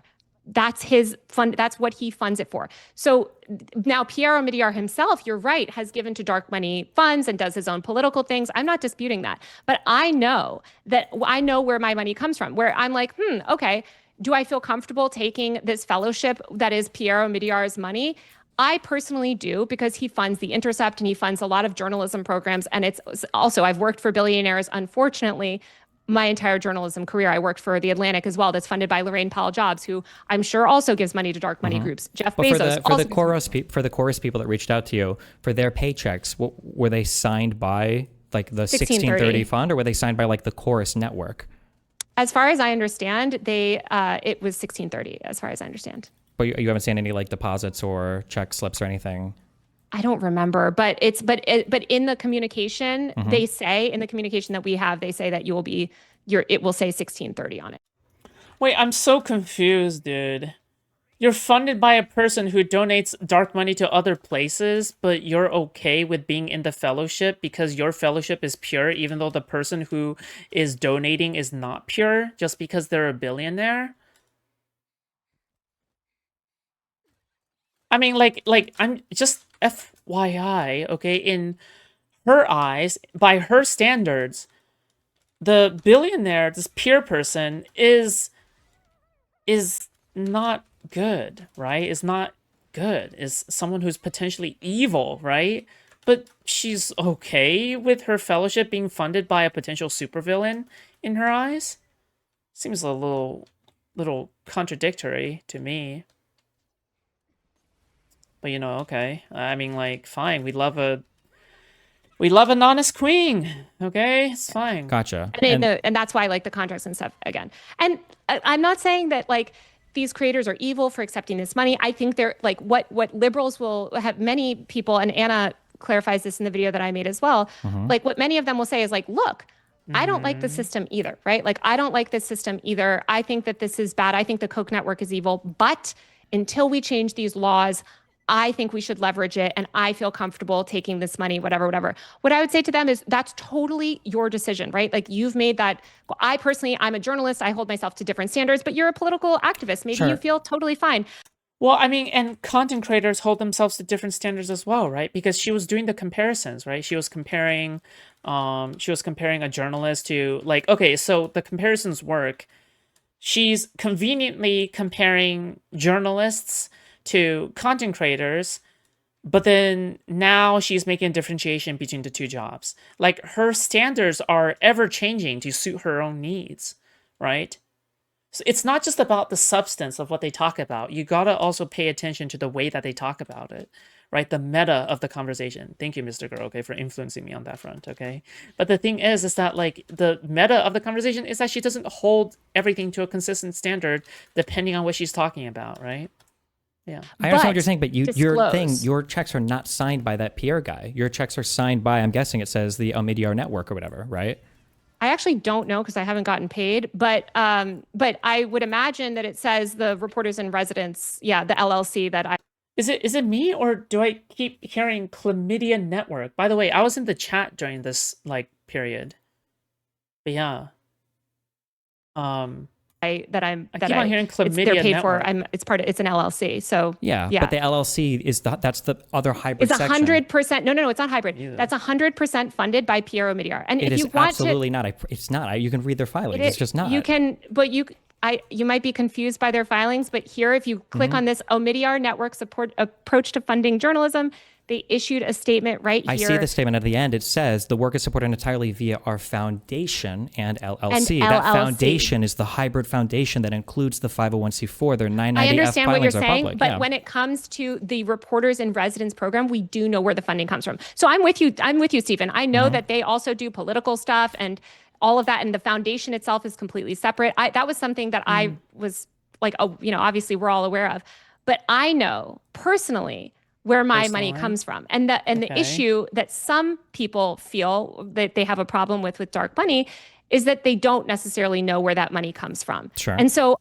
that is the argument that I think remains to be made. And again, some of them are fine. They might say, like, these reproductive justice activists, right, that also take money from 1630. They're like, yeah, okay, I don't know where all the money comes. Maybe it is from an evil billionaire that I completely disagree with, but I'm going to take that money anyway, and I'm going to use it for a good cause. If Hitler funded me $5 billion, am I going to turn down no?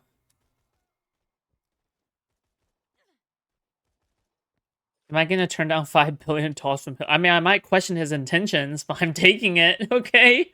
Jesus. I think that you can make that argument. And I'm not shaming anyone, for that. But what I think that we can all agree with is disclosure. As you noted, this program that I'm in sent out a press release the day. There's all the information that you can find is public. And the reason that you're able to find those documents. Like none of the contracts have been published for those creators that are there, right? Well, Right, because it's not public. Their contracts are not public. Is that what you're asking? Yeah, well, I'm saying, but there's not transparency there, right? Well, I don't know I don't know what your contract looks like. I don't know, like none of what they put on this website is legally binding. They're just writing a thing and they're saying it's supported entirely via the foundation and LLC.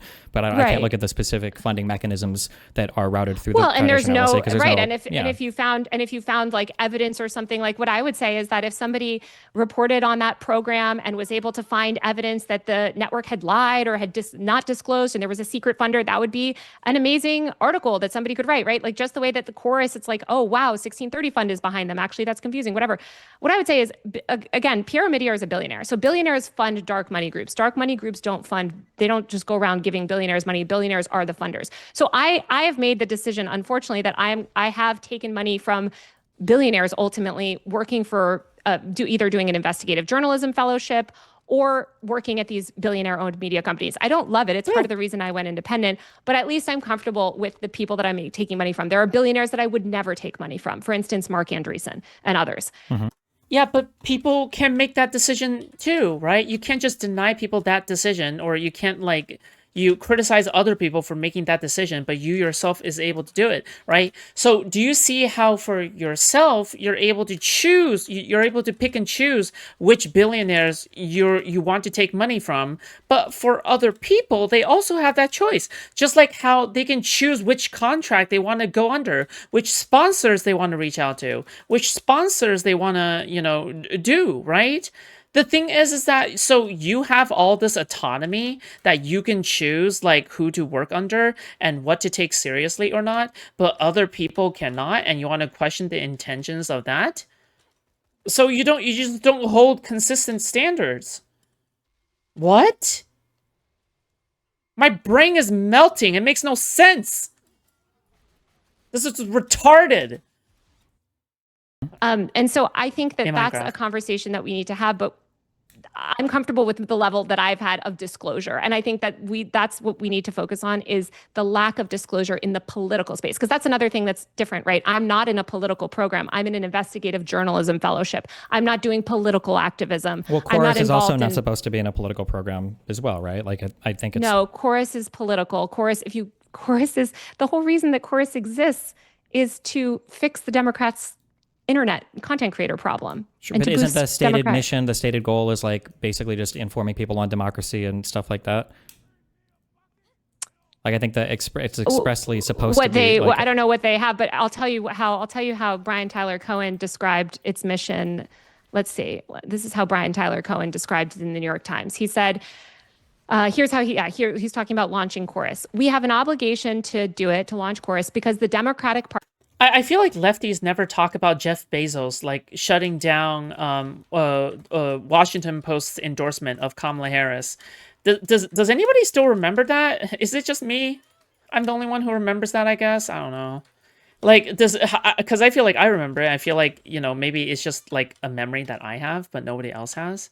Maybe I imagine things. Maybe I just simply imagine things, I guess. But I remember when Jeff Bezos shut down WAPO's like fucking political endorsement of Kamala Harris.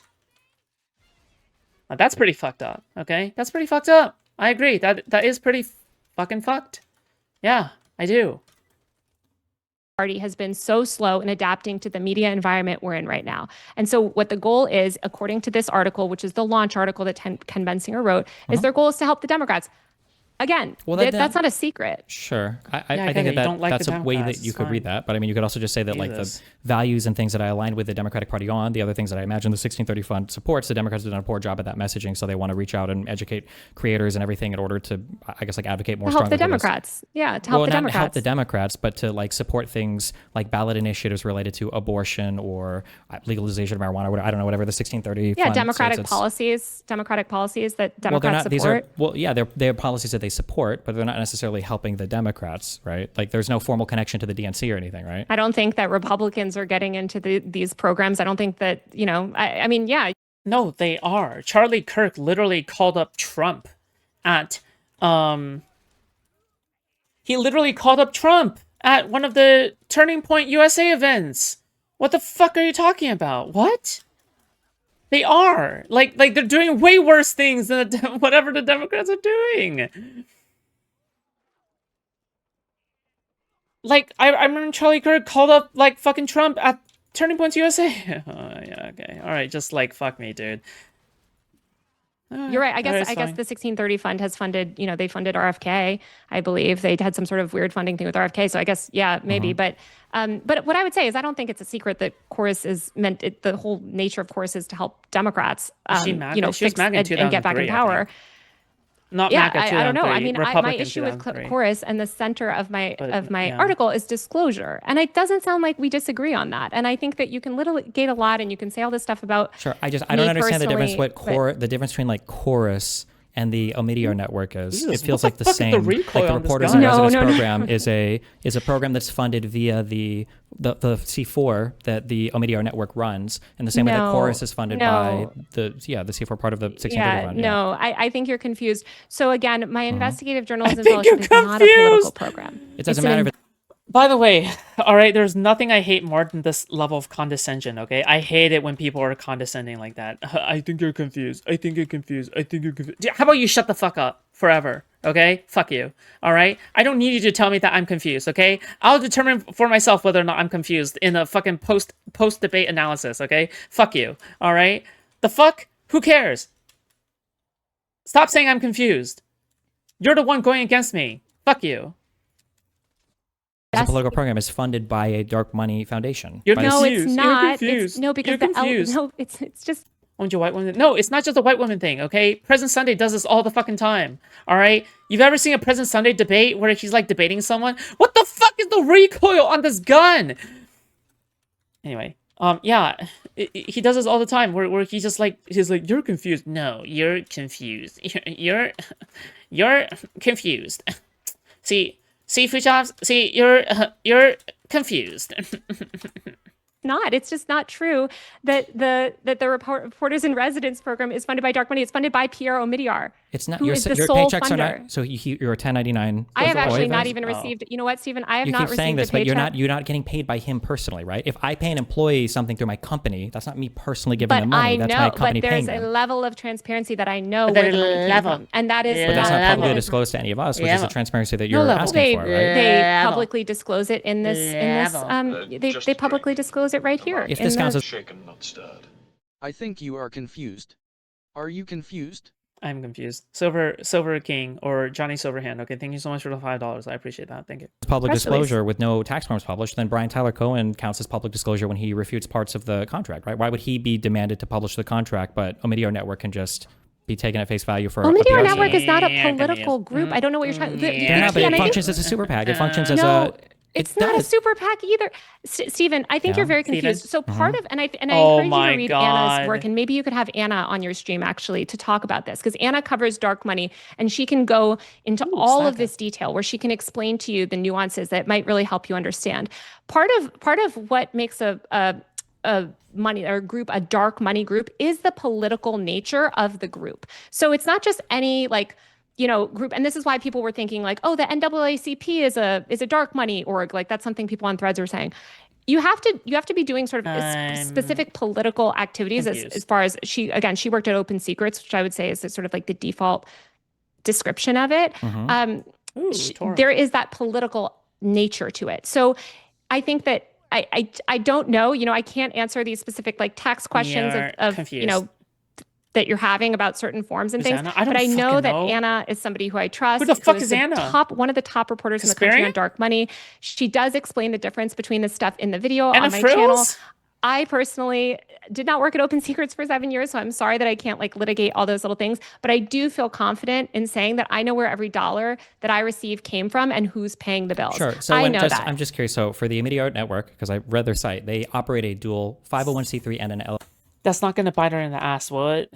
Because if it's revealed later on, that she was actually being paid by like Qatar or something like that, you don't think like her saying like, "Oh, I know exactly where every single dollar comes from" is like you don't think that'll like I'll probably fuck her up, okay? Jesus.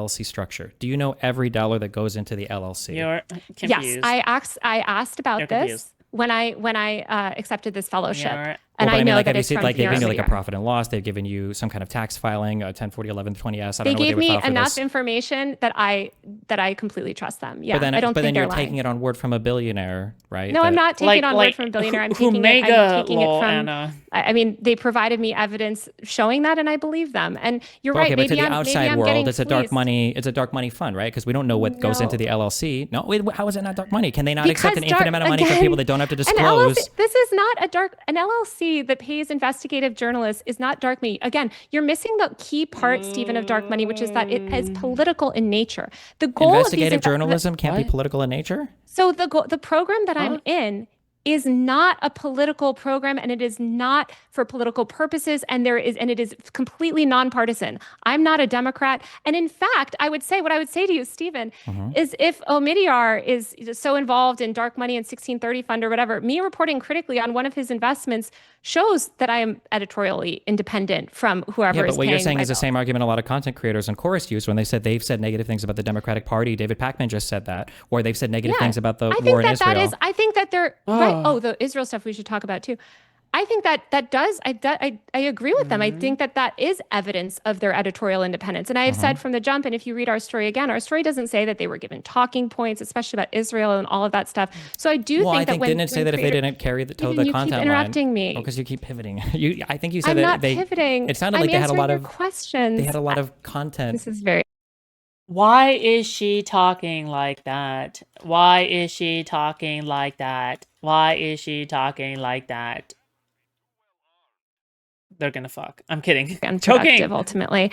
I don't know what to tell you other than I am not involved in a political program. I am doing an investigative journalism fellowship that is not, the goal of that program is not political. And I do think that should investigative journalists also, have more transparency around their program? Sure. But political content creators taking political money, in my opinion, should disclose and should ask a lot of questions because there's a lot of money aimed at influencing politics. Unfortunately, there's not as much money paying investigative journalists. Nobody's doing that. It's a charity, basically. Whereas there's a lot of money in the political system to influence specific political outcomes. That's a key difference. My understanding when you wrote about Chorus is that one of the earlier lines was that they had restrictions on the political content that the content creators could make. That sounded like a part of the contract. So one thing I feel like being in this space has made me more sexist, okay? It's just not helping. It's just not helping. None of this is helping.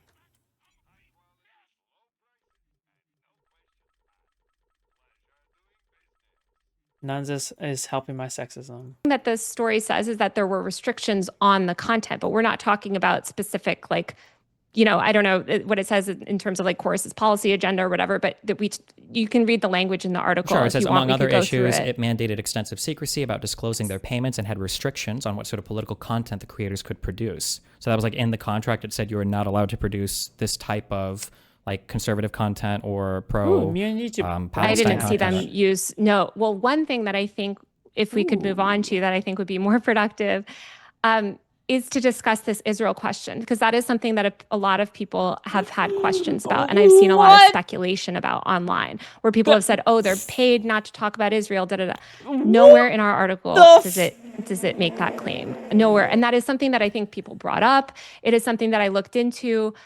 There are content creators in this program that have spoken about Palestine. And I think that, a lot of people have sort of taken the article, which is paywalled, and this is another problem with journalism, that it's paywalled. Okay, I'm sorry. What in the Chicken McNugget, okay, has this to do with Israel and Palestine? What is... Huh? So I don't think a lot of people read the full article, but I just do want to make it clear that I think some of what these content creators like David Pakman have refuted are actually not claims ever made in our article. Well, but everybody else is making... Does it bother you if every other leftist creator is making these claims? That's David what the article Pakman, says? Why is there so much ubiquitous, confusion on that side? It all seems to be pointed in one direction. Yeah, it's not one direction. I think people, unfortunately, once you publish something, people take a lot of, people take your stuff and make claims, and I try to debunk it as best I can.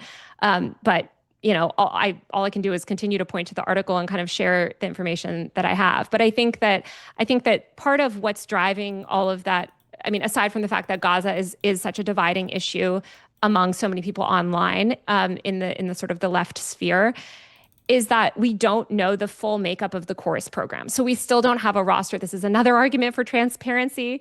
Omidyar, like my Omidyar Reporters in Residence program, like we know everyone that's in it, right?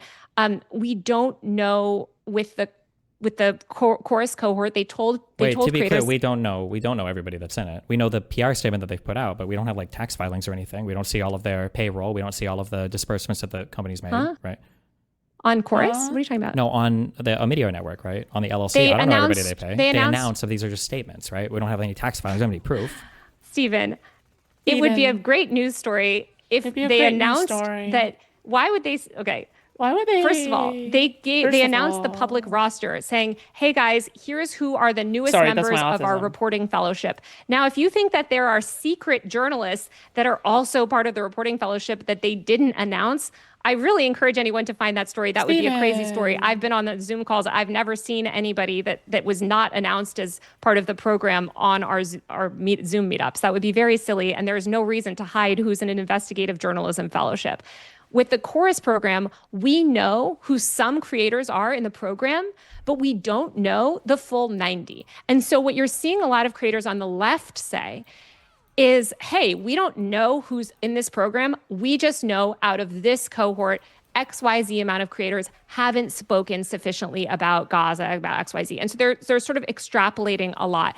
What I would say to them is, hey guys, before you make a lot of those claims, let's encourage Chorus to publish the full roster. Let's encourage more creators to come forward themselves and talk about it if they're able to, so that we have a better picture of the ideological makeup. Because I just don't think we have enough information to know the truth. You know what this is? Okay, it's like making a claim. It's like you're trying to make a claim using the least effort possible, and you're just hoping more people come forward, right? Like you're trying to set a bait. You're trying to set a bait. You're trying to set a bait to make more people come forward, but nobody is coming forward, and now you look really stupid.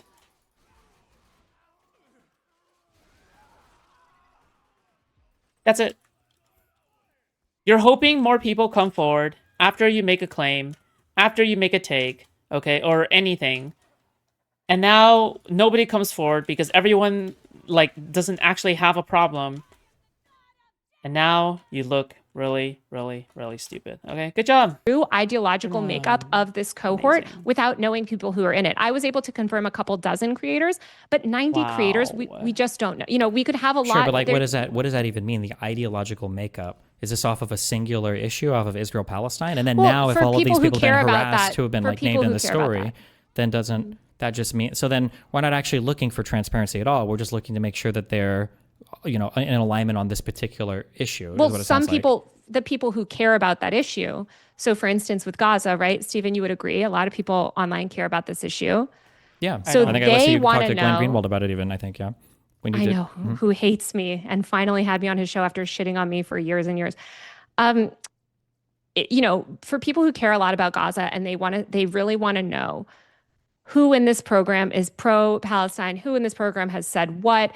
They want that level of transparency. Right now, we just don't have that level of transparency. And so I think one thing that would be helpful for this program and any programs in the future is to have more transparency. So people can look and say, hey, girl, you're gay. 50% of creators in this program haven't spoken up about abortion, haven't spoken up about Gaza, have said this, but haven't said this. Maybe support rolling back Section 230, whereas 50% support fighting Section 230. I don't know. I'm just think these are tech policy things that I care about. But I think that the more transparency, the better, and the less there are going to be this sort of speculation. Because I think is the issue is the scary thing that people are being funded through nefarious means, or that they just don't align politically enough with the people that want to witch hunt them? Because this just sounds like now we just want to see the full list of people to make sure that they are aligned on the monoculture issue.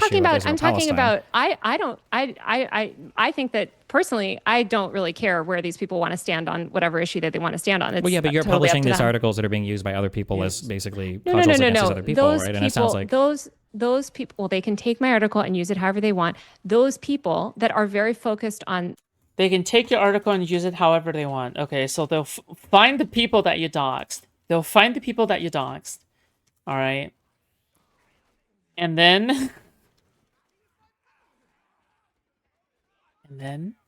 Soul issues, right? They're going to take any announcement of any program. I've reported on other programs, by the way, that they've done the same thing too, right? Where they're like, well, where is this program on XYZ issue? And a lot of people care about, I mean, we saw this in the lead up to Harris's election. We saw a lot about Gaza, but we also saw this exact same thing happen on other issues. Like, I mean, look at Gen Z for Change. Remember that back in 2020, or sorry, TikTok for Biden? There were so many conversations around like, if you know what's good for you, you'd stop defending Destiny? Nah, I guess not. I guess I just don't know what's good for me, okay? I love engaging in toxic behavior. Well, who out of this cohort is for what? Like, that's just something that people want to know. And so I am saying, in the interest of transparency, it would behoove any of these organizations to be clear about their roster, because clearly there are activists online who care about specific issues, who want to know where these different cohorts stand, or who maybe want to reach out across the aisle and say, look, I've noticed that 70% of your creators haven't spoken about reproductive justice. So I'd like to reach out and educate you guys on this issue. Just more transparency is better across the board for no matter what. It alleviates all of this sort of speculation, and it just provides more opportunities, I think, for everyone to sort of build that trust with their audience. Sure. I mean, as you've gone around like making the rounds on some of these shows, on a lot of these leftist shows, have you corrected anybody who is running with that? Okay.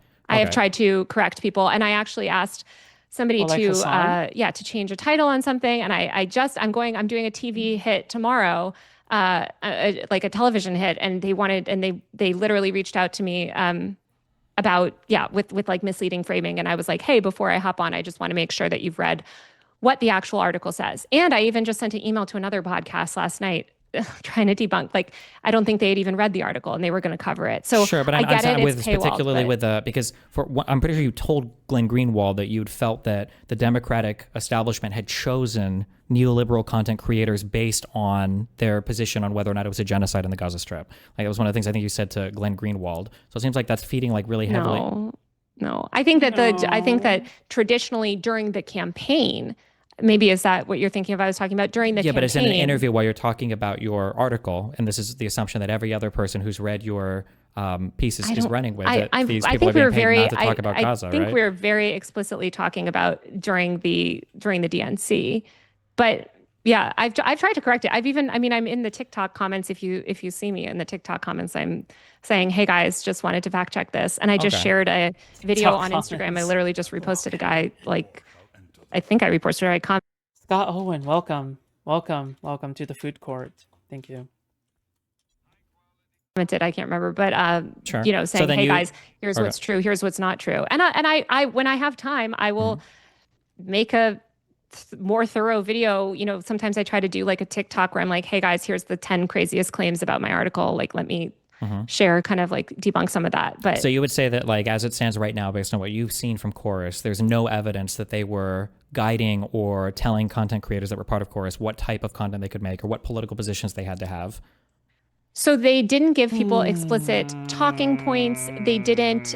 They have these daily messaging check-ins, and obviously they are sort of letting creators into a cohort based on their own guidelines. We don't know their guidelines. Like, we don't know what criteria they were using to select the creators in their program. Again, more transparency would be great. But as far as I've seen, and you can see this even in the article itself, Stephen, is that we don't make the claim that they were like given talking points, or, again, we had creators reach out to us saying like, hey, I was actually concerned about the Gaza stuff, because like maybe it would, whatever. Stephen? But I looked into it, and I did not find any evidence that they were, preventing people from saying the word Israel or AIPAC or something that some people were claiming. So it does a lot of disservice to the journalism, I think, when you have these content creators come, like David Pakman, come on and refute claims that were never made in the article Sure. without Or, like, making it clear. Well, Hassan without Piker making it also repeated that like these people were basically blocked from talking about Israel-Palestine, or I think Emma Vigilant, I think also was saying as much, that like, oh, they're only allowing people to say good things about Israel. This is why I think a lot of those content creators maybe weren't responding to your article, but how well the leftists had ran with the article. But I think it's important to respond to, I think it's important when you're debunking an article, especially if you care about building trust in journalism instead of dismantling trust in journalism. I think it's helpful to say, hey, these claims have not been made in the article, which actually bolsters their point. But of course, they spend so much time trying to discredit the article. But I think it would be helpful for them to say, hey, this claim wasn't made in the article, but let me debunk it. Because again, this is a very hot button issue, and I think it's worth, I know Current Affairs had a piece on this in a while. The Democratic Party does not have a great track record in this area, which I think is also what has, like, I'm talking specifically about the campaign trail and kind of what they did at the DNC. I think that has made a lot of people sort of question all of this stuff. But I think what they should do is counter that with more transparency. And another thing I could just debunk really quickly, since you're giving me the opportunity, is that we did not mention the DNC in the article, aside from just mentioning that this girl has a pro DNC meme page. But a lot of people, I think, are conflating this liberal dark money group with the DNC. And I saw poor Shelby at the DNC sort of trying to fact check that. And I think the DNC is a stand-in for things. Well, it's because you bring up the Democrats a lot, right? Like when you say figures Democrats have struggled to work with. The DNC is a specific organization, and I just want to make it clear that we don't mention that specific organization. The DNC is used as slang for the establishment in a way that I'm sympathetic to, and I totally have done that myself. But we don't mention the DNC, and I've seen a lot of these creators tweet, for instance, a meme account that was tweeting about the Democrats. They quote tweeted it and said, oh, look, you're paid by the DNC. You're part of the same thing. That account was paid by the DNC, actually, totally separately, but not part of this program. So the DNC has done tons of creator stuff. They have that new guy in place. Why did you bring that up then? Maybe you should talk to, who's their new head of influencer. I think his name is Tim or something, partnerships. But they were not, like, we didn't even reach out to the DNC about this story because they're not. Sure. So I guess when we say that, like, because the I don't know what you call the second title on the article, but the subhead. Yeah. So an initiative aimed at boosting Democrats online offers influencers up to $8,000 a month to push the party line, and then all they have to do is keep it secret and agree to restrictions on their content. And then you mentioned later on in the article about the Democrats and Joe Biden and campaigns. Like, that feels like a pretty official establishment to your. Sure. Oh, they're definitely in with the establishment. Well, like, not just, but like the White House and Joe Biden, and I mean, it feels pretty easy to rope. I would understand why anybody would rope the DNC into that, right? If you're talking about literally the party and pushing the party line and Joe Biden and the White House, right? I mean, we don't mention that. We mention Joe Biden so they can loop that in, and establishment, and sure, but sure. But I don't think those people actually read the article. I thought, I was pretty doomer about, like, the fucking, viewer count. But the thing is that when Destiny was debating Taylor Lorenz, it was like, what, like 10K or something? That's more like it. I mean, it isn't 15K. It isn't the glory days or anything. But, like, it's very clear to me that he could, like, I guess after the lawsuit is over, he could just, like, simply, like, collab again. And then, because he is very active career-wise. Like, he's extremely active. He's had a history of, like, not being lazy with his career. Right? Like, he has like constantly gone on red pill podcasts for one, constantly like doing stuff like that. Yeah, so pretty good. Yeah. Did you call me a Canadian? Okay, I'm gonna time you out. Article, Stephen, Bye. based off a lot of what people have been saying. I just don't think people made it past the paywall, because if they made it past the paywall, the people, at least that I've interacted with, that are confused about the article, when I send them the text of the article or I send them the remove paywall link, it usually has cleared things up. Why'd you call me Canadian? Okay. I feel like if I wrote an article and this many people had this big of a misunderstanding, What gave you that impression? That's why I'm here helping you understand it, because I think that there's a lot of misconceptions about it. And I do want to be accountable to people. I pride myself on engaging with lots of people, even if they disagree with me on so many issues. I will always talk to them, hear out their point, hear their feedback. That's how I become a better journalist. If I only talk to people that agree with me or never have criticism of me, I would not become a better journalist. So I appreciate your feedback, and especially your feedback about, the ability to post more source material online. That's certainly something, again, that I've advocated throughout my career and will continue to advocate for. But I like to hear feedback.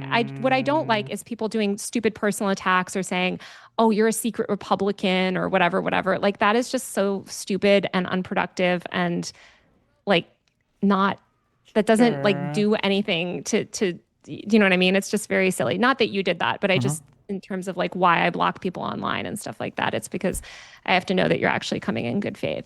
Okay. All right. Is there any other thing you want to go over relating to this, or? I think that's it. I hope that people can read it, and I hope that they can keep an open mind. I think that a lot of people reflexively might hate the article, right? Because they want the Democrats to win, and they don't want to support any article that they feel like is critical, right? They're like, why are you bashing? Why are you doing a hit piece? What I would say is that I also want the Democrats to win. Obviously, I don't want Trump in power. Of course not. He's a fascist. It's terrible. I don't support the MAGA movement. I'm not a Republican. Okay, all right. Okay, out of all the caps, that is the biggest cap, okay? Out of all the caps, that is the biggest cap, okay? Gonna have to sue you for defamation on that one, okay? Because you have defamed my soul, all right? That's what you have happened. You have defamed my ears by doing that, okay? All right, that is the biggest cap. I want the Democrats to win. I'm a fan of it. Sam Piker. Okay, dude. That's just great. Want them to have a more effective strategy. And I think before you attack me, look at people like Tina Wynn or Miyasato or some of these other journalists that have written so smartly. McKenna Kelly also writes about politics really well on the internet. Like, a lot of people have made similar points that I've made in this story about these broader sort of issues with the Democrats and the Democrats all over, from the DNC to the lawmakers to these groups and stuff, about their sort of media strategy. And I think that we can all agree that the Democrats do need a better media strategy and a better set of policies, I would argue, to reach more people. And so when you read an article like mine, before you get so mad or before you start fighting, on the internet or whatever, please understand that, like, Destiny doesn't look it would be great. I wish the Democrats would run a more transparent, more effective program. I've written those pieces, by the way, announcing more transparent programs, or promoted those pieces when I see them in the news, and then, wow, that's really great. I have no problem with an effective influencer program. I have no problem if they just say, you know what, guys, we're only doing a neoliberal influencer program. I don't think that's all they should do, but maybe they want to cater to those people online for a while. I don't know. They've been doing that for years, but who cares? That's their prerogative. I think that the issue is transparency, and what we should ask for in this space is more transparency across the board. Because the less transparency, the more advantage the far right has, because they have more money. If you start to play the dark money game, like, they're going to win every time. So we want more transparency in the space. We want more transparency from our political media, so we know who we can trust. And yeah, that's all. But you don't have to I'm not a secret Republican, or I think that it's not that controversial. Sure. I mean, I agree with I agree with what you're saying. I don't think that was hardly anywhere in the article. I feel like the only prescription I saw from the article was the quote from the one person, which basically says that I didn't put prescriptions in it. Yeah, you're right. Well, you did. There was a prescription in it, which was that the middleman is bad, basically. That there shouldn't be, that people should just give money directly to content creators. So, like, that we're supposed to fund the entire democratic messaging apparatus with super chats and Medium or Substack subscriptions, I guess. I don't know about that. But I do think less top-down control is good. I mean, if you look at Turning Point as a version of success, right? They have, of course, some organizational structure, but it's pretty open and collaborative. Charlie Kirk literally has phone calls with Donald Trump. That is one of the most top-down, heavy, organized things. Charlie Kirk visited over 300 in terms plus. of sure, in terms of their messaging. Wait, what the fuck? Okay, definitely pre-watch. I promise I didn't pre-watch this, okay? I brought up that same exact fucking example.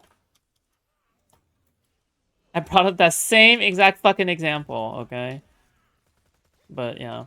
We didn't pre-watch. But I'm saying it's a big, sprawling organization. Yeah, that's top-down structure. They raise a ton. I pre-watched the middle for like 20 minutes, okay? Ton of money from people that pay money into them. They all take direction and organizational stuff from Charlie Kirk, who communicates with President Donald Trump. Yeah.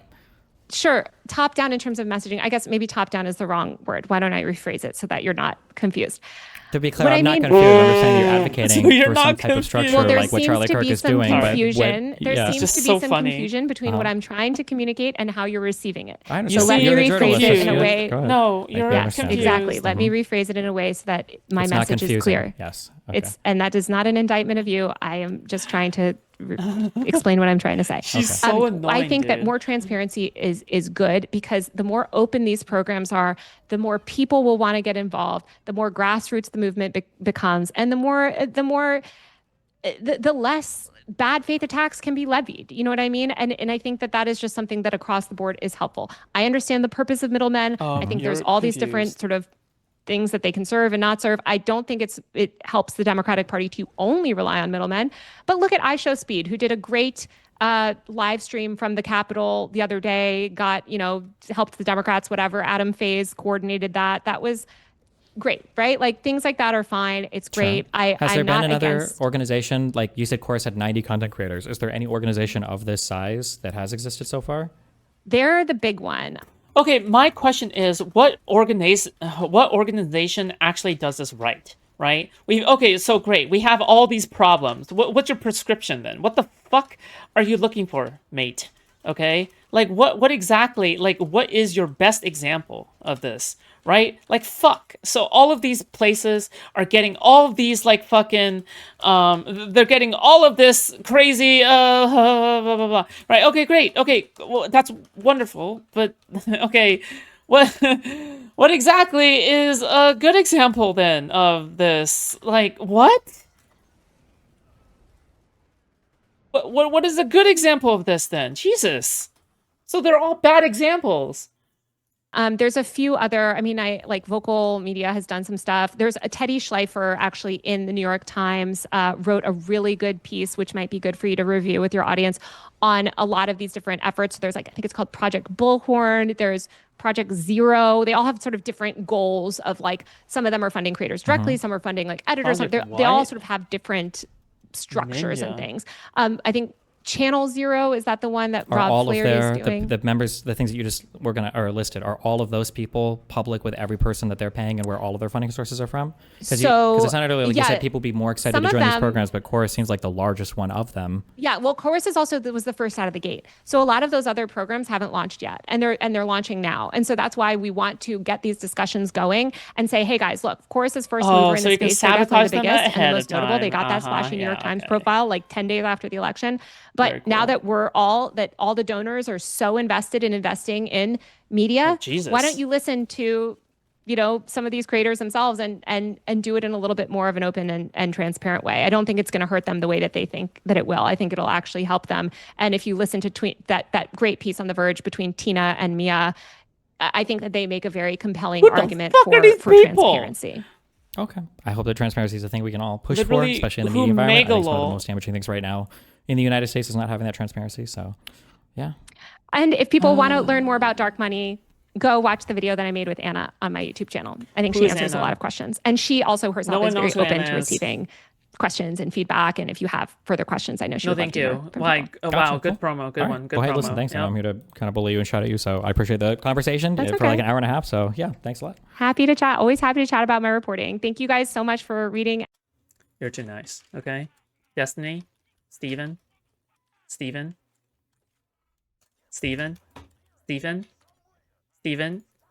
you're confused. Okay? Steven, you're confused. Okay, Steven,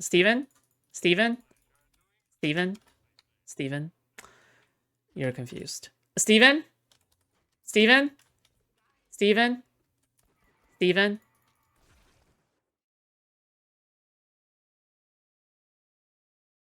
you're confused. Okay, all right, that's enough. Okay, all right, I'm gonna raid into someone now. Okay, all right, fuck, I've been streaming for way too long.